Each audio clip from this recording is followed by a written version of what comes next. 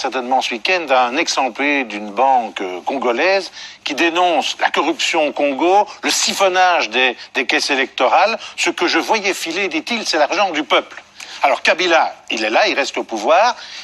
Il se moque de la démocratie. Vous faites quoi? Vous bougez ou vous laissez voir? Il y a deux choses distinctes. Je souhaite évidemment que sur l'ensemble des documents qui sont communiqués, il puisse y avoir pas seulement des enquêtes au Congo, mais des enquêtes internationales. Il y a la capacité au niveau international d'enquêter sur ça, donc on doit le faire en matière de corruption et de détournement d'argent. Alors les élections. L'autre volet, c'est le volet démocratique. La Belgique est en pointe sur le sujet. Nous avons demandé qu'il y ait effectivement d'abord un dialogue avec l'ensemble de l'opposition, pas une partie, c'est-à-dire avec Étienne Tshisekedi, avec l'ancien gouverneur du Katanga. Ça, c'est presque impossible. Il va falloir le faire.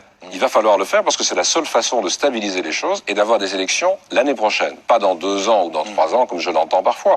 Mais c'est un débat difficile. Il faut bien se rendre compte que c'est d'abord un débat entre Congolais. Certains chez nous oublient parfois que le Congo a plus de 50 ans d'indépendance. Donc vous restez prudent? Pas prudent, nous sommes très fermes sur les demandes, mais en sachant que le problème va devoir se régler avec une pression de la communauté internationale, de l'Union africaine, mais d'abord au Congo. Vous avez parfois Kabila au téléphone?